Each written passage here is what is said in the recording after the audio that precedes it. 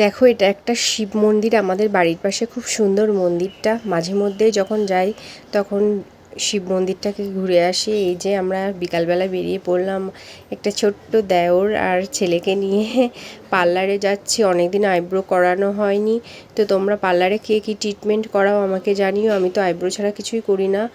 দেখো রাস্তা দিয়ে যাচ্ছি, কি সুন্দর ফুল ফুটেছে ওই বাড়িটায়।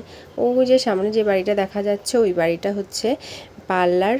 তো অনেক দিন যাইনি, কালকে বিয়েবাড়ির নিমন্ত্রণ আছে, তো বিয়েবাড়ি যাবো, চলে এসেছি পার্লারে। দিদিটা বললো অনেক দেরি হবে, অনেক ভিড় আছে। তো দেখো মন্দিরটার মধ্যে ঢুকেছি, ভালো করে তোলা হয়নি। ছেলে প্রচণ্ড জ্বালাতন করছিল, বললো আমি মা ঘন্টা বাজাবো। ঠিক আছে তুমি ঘন্টাটা বাজা। তারপর আমরা ওখান দিয়ে মাঠে চলে আসলাম। দেখো পুজোর প্যান্ডেল শুরু হয়ে গেছে, মানে এত সুন্দর লাগে না। মাঠটা অনেক বড়, পিছন দিকটাই আমরা গিয়েছি। তারপরে একটা প্রাইমারি স্কুল, ওই যে আমার ছোট্ট দেওরটা আছে ওই স্কুলটায় পড়ে। পার্লারে দিদি বললো 1 ঘন্টা পরে আসতে, তো আমরা 1 ঘন্টা কী করবো, ওখানে গিয়ে সময়টা কাটালাম। প্রচণ্ড গরম ছিল। সব ছেলেপিলেরা দেখো প্যান্ডেলের উপর উঠে গেছে। এখানে খুব ভালো পুজো হয়।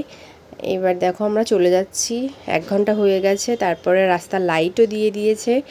হ্যাঁ, তো ছেলে বলছে আমরা থাকবো আরও খেলবো। আমি বললাম না না তুমি চলো। তারপরে ঢুকে গেলাম পার্লারের মধ্যে। দেখো আমার আইব্রো করা হয়ে গেছে। দিদি বললো ওখানে ক্লিপ নেওয়া যাবে না। তো বাড়ি এসে আমি চা খেয়ে নিলাম।